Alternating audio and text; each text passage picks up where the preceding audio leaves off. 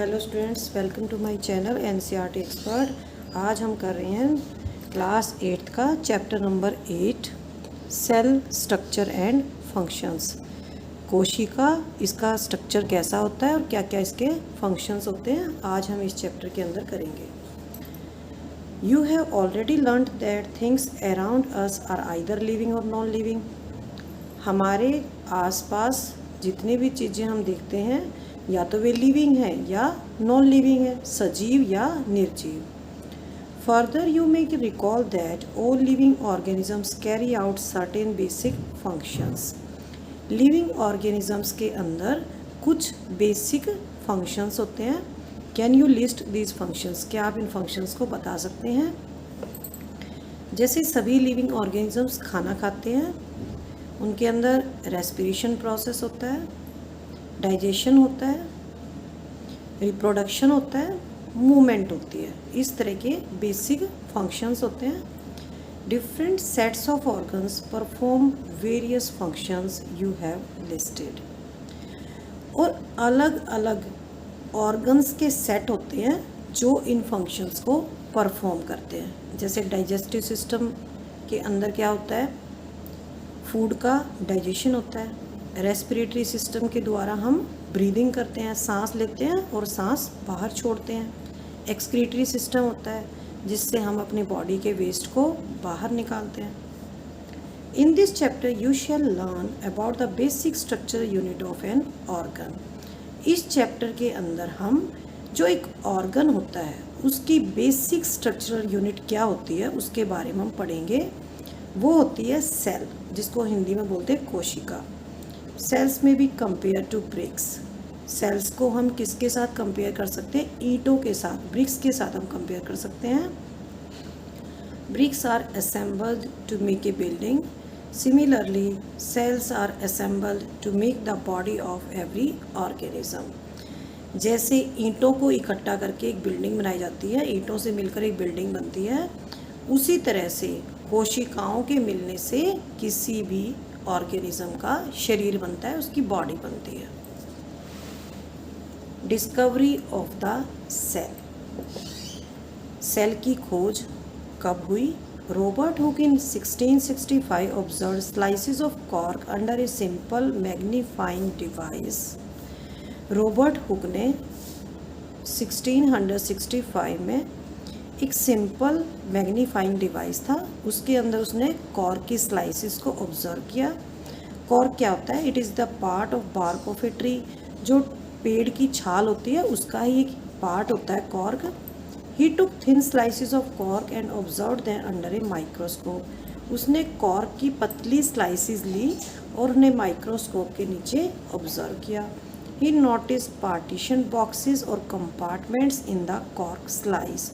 उसने नोटिस किया कि उसके अंदर पार्टीशन बॉक्सेस बने हुए हैं, छोटे छोटे डब्बे बने हुए हैं कॉर्क स्लाइस के अंदर। ये फिगर दे रखी है, cork cells as observed by Robert Hooke. These boxes appeared like a honeycomb. और ये बॉक्सेस ऐसे दिखाई देते थे जैसे मधुमक्खी के छत्ते के अंदर हमें बॉक्सेस दिखाई देते हैं। He also noticed that one box was separated from the other by a wall or a partition। उसने ये भी नोटिस किया कि एक बॉक्स दूसरे बॉक्स से एक दीवार के द्वारा, एक वॉल के द्वारा अलग होता था, सेपरेट होता था। Hook coined the term cell for each box। Hook ने हर बॉक्स को सेल नाम दिया। What Hook observed as boxes or cells in the cork were actually dead cells। लेकिन जो कॉर्क के अंदर सेल्स हुक ने ऑब्जर्व किए वे कैसी सेल थी? एक्चुअली वे डेड सेल्स थी। Cells of living organisms could be observed only after the discovery of improved microscopes. जो लिविंग ऑर्गेनिजम्स की सेल्स हैं उनको केवल जो बाद में माइक्रोस्कोप्स आई उनकी डिस्कवरी के बाद ही ऑब्जर्व किया जा सका। Very little was known about the cell for the next 150 years after Robert Hooke observations। Robert Hooke की ऑब्जर्वेशन के लगभग 150 सालों तक सेल के बारे में बहुत ही कम डिस्कवरी हुई। Today we know a lot about cell structure and its functions because of improved microscopes having high magnification. लेकिन आज हम सेल के स्ट्रक्चर के बारे में और फंक्शंस के बारे में बहुत कुछ जानते हैं, क्योंकि आजकल हमारे पास माइक्रोस्कोप्स हैं, वे बहुत ही इम्प्रूव्ड हैं और उनकी मैग्नीफिकेशन पावर बहुत ज़्यादा है। मैग्नीफिकेशन पावर होती है किसी छोटी चीज़ को बड़ा करके दिखाना। The cell. Both bricks in a building and cell in the living organisms are basic structural units. Building के अंदर तो ब्रिक्स और किसी भी लिविंग ऑर्गेनिज्म के अंदर कोशिकाएं, ये बेसिक स्ट्रक्चरल यूनिट्स हैं। The buildings, though built of similar bricks, have different designs, shapes and sizes. जो बिल्डिंग्स होती हैं बेशक वे सेम ईंट से बनी होती हैं, सेम टाइप की ईंटों से बनी होती हैं, लेकिन उनका डिज़ाइन, उनकी शेप, उनका साइज़ डिफरेंट होता है। Similarly in the living world organisms differ from one another but all are made up of cells. इसी तरह से इस संसार के अंदर सभी जीव कोशिकाओं से बने होते हैं, लेकिन वे एक दूसरे से डिफरेंट होते हैं। Cells in the living organisms are the complex living structures unlike non-living bricks. Bricks क्या है? Non-living है, निर्जीव है, लेकिन जो कोशिकाएं हैं वे क्या हैं? Complex living structures हैं। A hen's egg can be seen easily. Is it a cell or a group of cell? मुर्गी का जो अंडा होता है इसको हम इजीली देख सकते हैं। क्या ये एक कोशिका है या कोशिकाओं का एक ग्रुप है? The egg of a hen represents a single cell. जो मुर्गी का अंडा होता है वो एक सिंगल सेल को रिप्रेजेंट करता है और इसको हम आँखों से, नंगी आँखों से देख सकते हैं। Organism show variety in cell number, shape and size. How do scientists observe and study the living cells? They use microscopes which magnify objects. Stains are used to color parts of the cells to study the detailed structure. Organisms के अंदर cell का जो number होता है वो अलग अलग होता है, शेप भी अलग अलग होती है और साइज भी डिफरेंट होता है। साइंटिस्ट लिविंग सेल्स को कैसे ऑब्जर्व करते हैं, कैसे उनको स्टडी करते हैं? वे माइक्रोस्कोप यूज़ करते हैं जो ऑब्जेक्ट्स को बड़ा करके दिखाती है। स्टेन्स यूज़ किए जाते हैं ताकि जो सेल का जो डिटेल स्ट्रक्चर है उसको हम इजीली स्टडी कर सकें। There are millions of living organisms, they are of different shape and sizes, their organs also vary in shape, size and number of cells. Let us study about some of them. There are millions of living organisms. इस धरती पर लाखों करोड़ों प्राणी हैं और वे, उनकी shape अलग है, उनका साइज़ अलग है। जो उनके ऑर्गन्स होते हैं उनकी शेप, साइज़ अलग अलग होते हैं। आओ हम उनमें से आज कुछ के बारे में पढ़ेंगे। Number of cells. Can you guess the number of cells in a tall tree और in a huge animal like the elephant? क्या आप गैस कर सकते हैं, बता सकते हैं कि एक बड़े पेड़ के अंदर या एक बड़े पशु जैसे हाथी के अंदर कितनी कोशिकाएं होती हैं? The number runs into billions and trillions. तो नंबर बहुत ज़्यादा होता है, बिलियंस तक, अरबों तक और खरबों तक पहुंच जाता है। Human body has trillions of cells. Human body के अंदर ट्रिलियंस होती हैं cells which vary in shape and sizes. उनका शेप और साइज़ अलग अलग होता है। Different groups of cells perform a variety of functions. अलग अलग तरह की सेल्स का जो ग्रुप होता है वे अलग अलग तरह के फंक्शंस करते हैं। बिलियन क्या होता है? Billion is a 1000 million and trillion is a 1000 billion.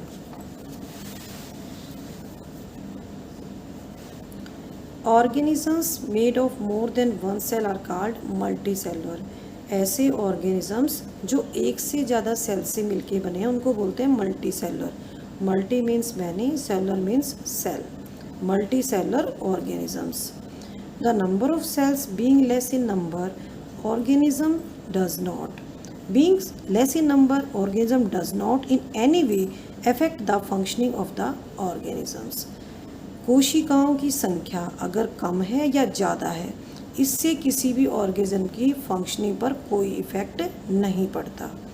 You will be surprise to know that an organism with billions of the cells begins life as a single cell which is the fertilized egg.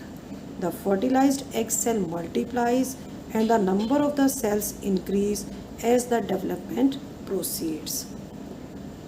आपको ये जान के बहुत ही surprise होगा कि कोई भी organism, बेशक उसके अंदर बिलियंस ऑफ सेल्स है, लेकिन लाइफ कहाँ से शुरू होती है? लाइफ शुरू होती है सिंगल सेल से, जो कि एक फर्टिलाइज्ड एग होता है। फर्टिलाइज्ड एग सेल मल्टीप्लाई करती है and the number of cells increases, और सेल्स का नंबर बढ़ता जाता है जैसे जैसे डेवलपमेंट शुरू होती है, आगे की तरफ बढ़ती है। Look at figure 8.3a and b. Both organisms are made up of single cell. The single celled organisms are called unicellular. Figure दे रखी है, ए फिगर है अमीबा शो किया है और बी के अंदर पैरामीशियम शो किया है। तो ये यूनिसेलुलर ऑर्गेनिजम्स हैं। These are made up of single cell. Uni means one, cellular means cell. तो डिफरेंस आ जाता है, what is the difference between the multicellular and unicellular organisms?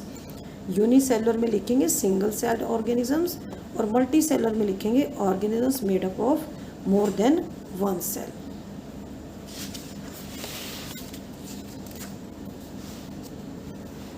A single-celled organism performs all the necessary functions that multicellular organism performs. जो unicellular organisms होते हैं उसके अंदर same वही फंक्शंस होते हैं जो कि मल्टी सेलुलर ऑर्गेनिज्म के अंदर होते हैं। A single celled organism like amoeba captures, digest food, respires, excretes, grows and reproduces. जैसे अमीबा है, यूनिसेलुलर है, ये क्या करता है? फूड भी कैप्चर करता है, उसको डाइजेस्ट भी करता है, सांस भी लेता है, एक्सक्रीशन भी होता है, ग्रोथ भी होती है और रिप्रोडक्शन भी होता है। Similar functions in multicellular organisms are carried out by group of specialized cells forming different tissues. Tissues in turn form organs. और यही सारे functions, respiration, food digestion, excretion, growth, reproduction, ये सारे फंक्शंस मल्टीसेलुलर ऑर्गेनिजम्स में भी होते हैं। लेकिन ये कैसे होते हैं? By group of specialized cells forming different tissues. जो स्पेशल सेल्स होती हैं उनके ग्रुप के द्वारा ये परफॉर्म किए जाते हैं। जो स्पेशल सेल्स होती हैं उनके ग्रुप को टिश्यूज़ बोलते हैं और टिश्यूज़ क्या बनाते हैं? मिलके ऑर्गन्स बनाते हैं। Now shape of cells. Cells की शेप कैसी होती है? How do you define the shape of the amoeba? Amoeba की शेप कैसी होती है? The shape appear irregular. Amoeba की शेप इरेगुलर होती है। Amoeba has no definite shape. Amoeba की कोई डेफिनेट शेप नहीं होती। It keeps on changing its shape. इसकी शेप बार बार बदलती रहती है। कैसे बदलती है इसकी shape? Observe the projections of varying length protruding out of its body. इसकी बॉडी में से प्रोजेक्शंस निकलती रहती हैं, उनको बोलते हैं हम pseudopodia. Pseudo means false, podia means feet, इनको बोलते हैं false feet. These projections appear and disappear as amoeba moves और फीड्स। जब अमीबा के अंदर मूवमेंट होती है या फीडिंग करता है तो ये अपीयर होते हैं, उसके बाद डिसअपीयर हो जाते हैं। यहाँ पे जो ये शो कर रखा है, यहाँ पे क्या है? ये सूडोपोडिया है।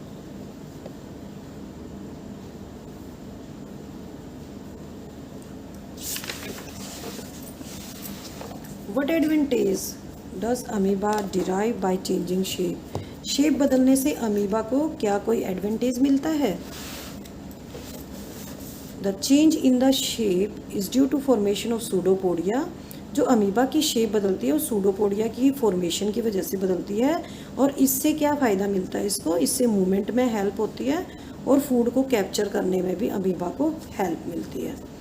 A white blood cell, short form में बोलेंगे WBC, in human blood is another example of a single cell which can change its shape. Human blood के अंदर वाइट ब्लड सेल्स होती हैं, ये भी सिंगल सेल होती है और ये अपनी शेप को चेंज कर सकती है। But while WBC is a cell. WBC क्या है? ये एक सेल है और अमीबा क्या है? अमीबा एक फुल फ्लैश्ड एनिमल है जो कि यूनिसेलुलर है and capable of independent existence, और ये इंडिपेंडेंटली एग्जिस्ट कर सकता है। What shape would you expect in the organisms with millions of cells? तो जो ऑर्गेनिजम्स मल्टी सेलुलर होते हैं, जिनके अंदर मिलियंस ऑफ सेल होती हैं, उनकी अंदर जो सेल्स होती हैं उनकी क्या क्या शेप होती है? फिगर दे रखी है 8.4 ABC, जिसके अंदर डिफरेंट सेल्स दिखा रखी हैं, जैसे ब्लड सेल हैं, मसल सेल्स हैं, नर्व सेल्स हैं ह्यूमन बींग्स की, और इनकी जो शेप है वो डिफरेंट है और इनका फंक्शन भी डिफरेंट है। Generally cells are round, spherical और इलोंगेटेड। ये शेप दिखा रखी है, सेल्स की राउंड होती हैं, स्फेरिकल होती हैं या इलोंगेटेड होती हैं। कुछ सेल्स लॉन्ग होती हैं, pointed at both the ends, और दोनों एंड्स पे वे बिल्कुल पॉइंटेड होती हैं। They exhibit a spindle shape, कुछ की शेप स्पिंडल जैसी होती है। Cells sometimes are quite long, some are branched, कुछ सेल्स की शेप ब्रांच्ड होती है, जुड़ी होती हैं आपस में, जैसे नर्व सेल्स होती हैं। नर्व सेल्स को हम न्यूरॉन्स भी बोलते हैं। ये यहाँ पे RBC शो की हैं, राउंड शेप है इनकी। ये यहाँ पे मसल सेल्स हैं, इनकी शेप स्पिंडल है, स्पिंडल शेप्ड है।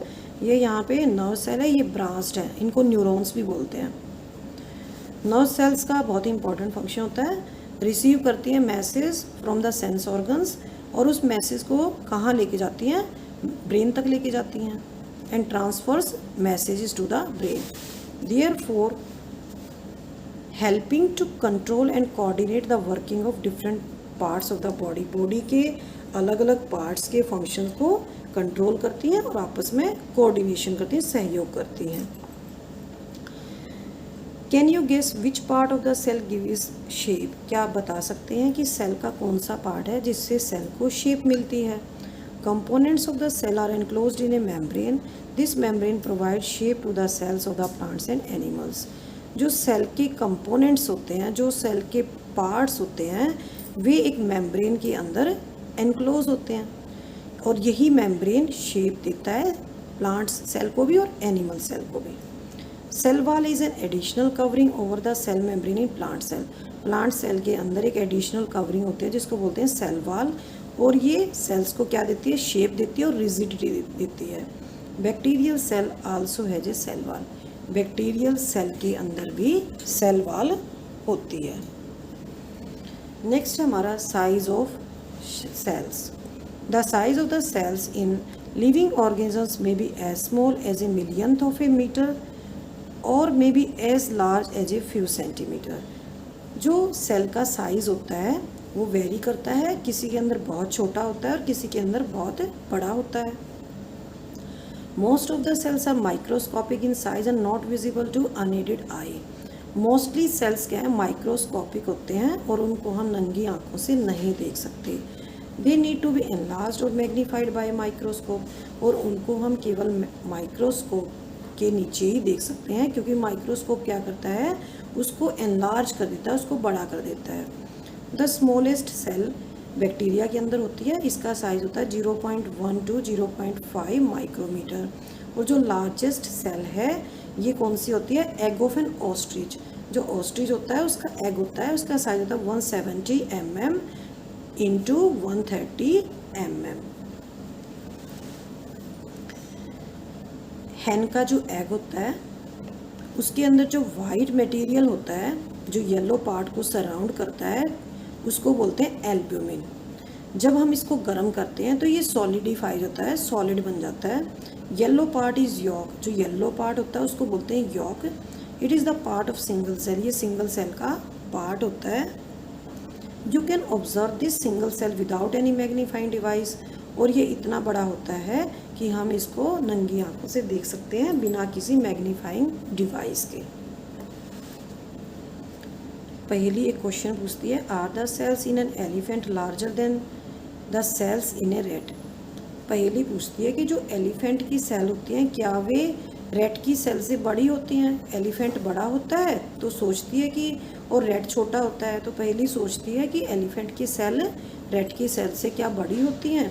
The size of the cell has no relation with the size of the body of the animal और द प्लांट। सेल के साइज का बॉडी, एनिमल की बॉडी के साइज से कोई रिलेशन नहीं है।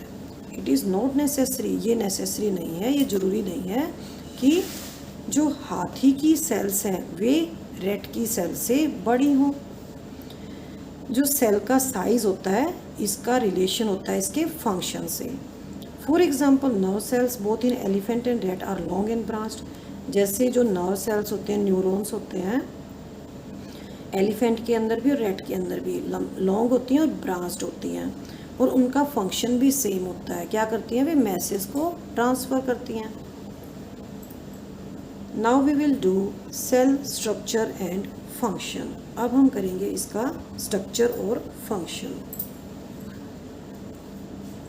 ये मैं आपको नेक्स्ट वीडियो में कराऊंगी। थैंक यू बच्चों।